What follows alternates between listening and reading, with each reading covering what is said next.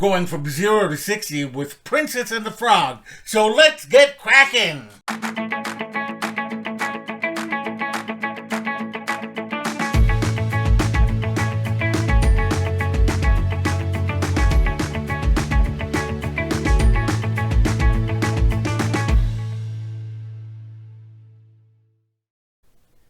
Hello all my explorers, and welcome back to Loren's Adventures Out There. And if you're new, thank you so much for joining us. We really appreciate it. My name is Loren, and I'm with Castles, Capes, and Clones, where we discuss everything in the Disney universe. We do unboxings and hauls, pins, box swaps, Disney news, Disney reviews, and more. So if that sounds fun to you, we'd love it if you would subscribe to our channel, hit the bell for notifications, and do like this post, as it really does help us out. So we are continuing our series from 0 to 60, our look at the films of Walt Disney Animation Studios in chronological order.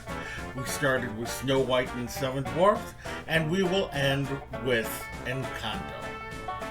Today, we are going to look at 2009's Princess and the Frog. Princess and the Frog is loosely based on the book The Frog Princess by E.D. Baker, which was adapted from The Frog Prince by the Brothers Grimm. The movie is set in 1920s New Orleans and revolves around a waitress named Tiana, who has dreams of opening her own restaurant. As fate should have it, she kisses a frog just to see if her mother's stories would come true. Instead of the frog becoming a prince, Tiana becomes a frog herself and must learn what she must to become a human again. When Disney bought Pixar and named John Lasseter Chief Creative Officer, Lasseter reversed the decision that declared Home on the Range the last hand-drawn animated film for Walt Disney Animation Studios. He brought back legendary directors John Musker and Ron Clements, whose body of work included The Great Mouse Detective, The Little Mermaid, Aladdin, Hercules, and Treasure Planet to that point, and offered them the opportunity to do the film in either hand-drawn or CGI animation. The film began as a merging of two stories based on The Frog Prince, one by Disney and the other by Pixar. The story they chose to develop was loosely based on The Frog Princess by E.D. Baker. Princess and the Frog marked the return of the musical to Disney films. Musker and Clements drew inspiration from their own musical films as well as the classics. They decided to set the film in New Orleans instead of Europe because it was Lasseter's favorite city and the magical qualities of the city. Originally named The Frog Princess, Disney showed the work at its annual shareholder meeting in 2007.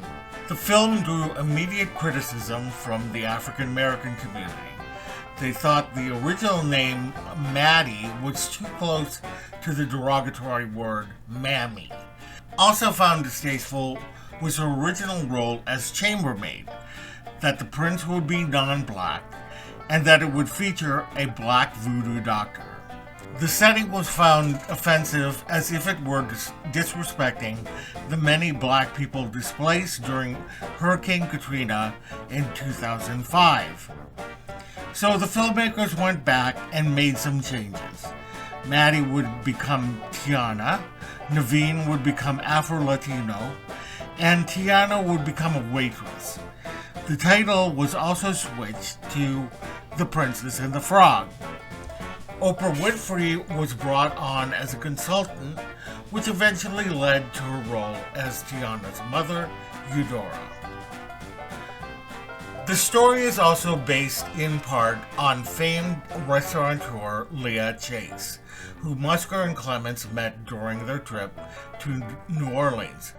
She explained to them her story and her philosophy to food, which served as an inspiration for Tiana. In 2006, a casting call went out on the Manhattan Theater Source Forum. Several actresses and singers were considered, including Jennifer Hudson, Alicia Keys, Tyra Banks, and Anika Noni Rose. In 2007, it was announced that Rose would play the role. Other voices include Bruno Campos, Michael Leon Woolley, Jim Cummings, Jennifer Cody, John Goodman, Keith David, Peter Bartlett, Jennifer Lewis, Oprah Winfrey, and Terrence Howard. In terms of animation style, they would draw largely from the style of Lady and the Tramp, which Clements, Musker, and Lasseter agreed was the pinnacle of Disney animation. Bambi, however, would serve as the inspiration for the Bayou scenes. Toon Boom Harmony was chosen as the software for animators to use doing hand-drawn animation, although several of the animators found it difficult and went to use paper and pencil. For the Almost There sequence, where the film goes into Art Deco, Eric Goldberg's animation and Sue Nichols' design did not go through traditional cleanup. Instead, the drawings were scanned and enhanced to give the feeling of paintbrush strokes.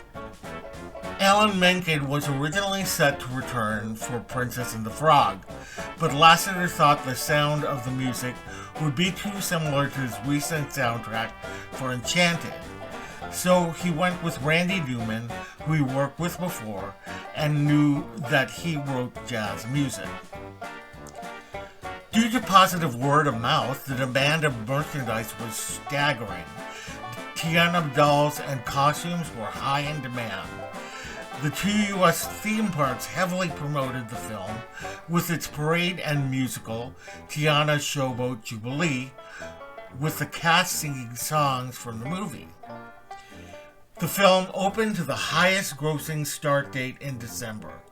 While the film was a financial success, it was not as big of a success as Disney wanted it to be.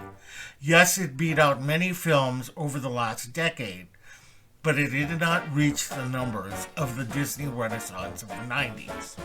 Critically, Rotten Tomatoes scored the film 85% fresh, with the general consensus stating, "The warmth of traditional Disney animation makes this occasionally lightweight fairy tale update a lively and captivating confection for the holidays." The film was nominated for the Academy Award for Best Animated Feature and twice for the Academy Award for Best Original Song, but lost to Up and Crazy Heart, respectively. Originally, Disney had planned to release a hand-drawn film every 2 years, which it did with Winnie the Pooh in 2011. But because Princess and the Frog failed to bring Renaissance numbers, and they basically killed Winnie the Pooh by releasing it opposite the last installment of the Harry Potter movies, the death knell for hand-drawn animation at Disney fell.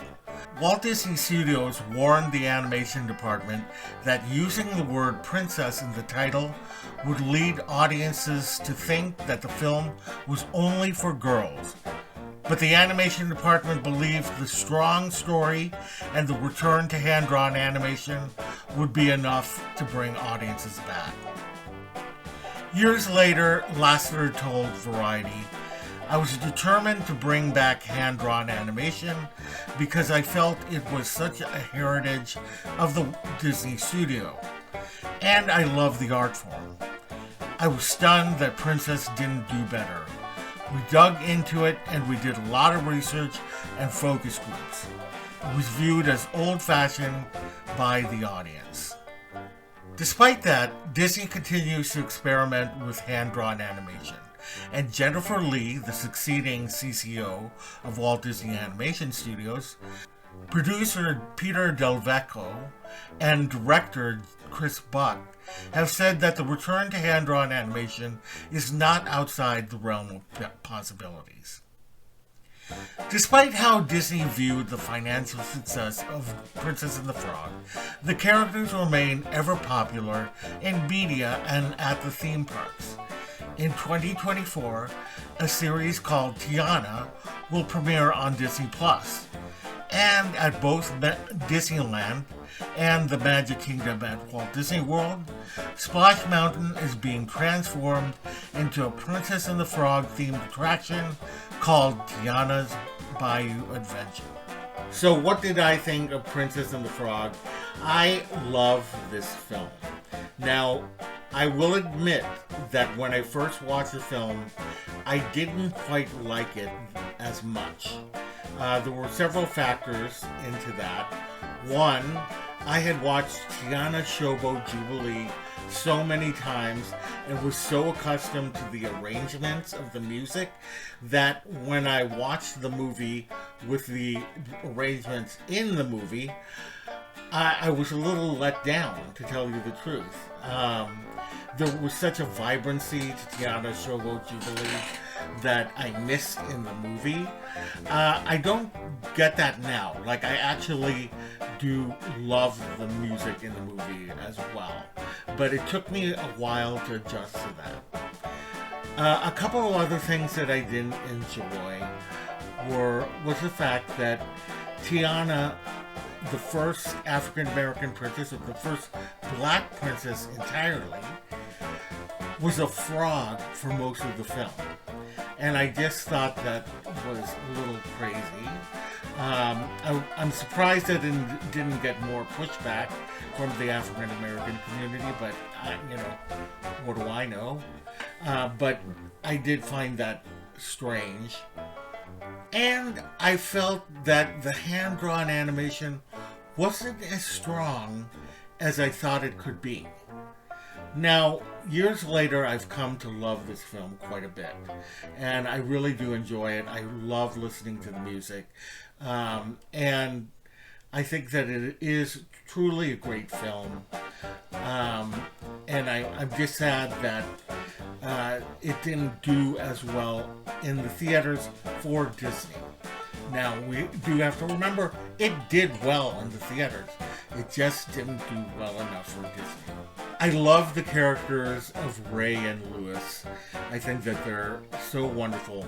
And Mama Odie is one of my favorite magic users of the Disney universe. What did you think of Princess and the Frog? Did you watch it? And did you love it or hate it? Let me know in the comments below. If you had a fun time today, we'd love it if you would subscribe to our channel, hit the bell for notifications, and do like this post, as it really does help us out. Visit us on all of our socials down below. Visit our website at www.castlescapesandclones.com. Thank you so much for joining us, and we will see you later. Bye!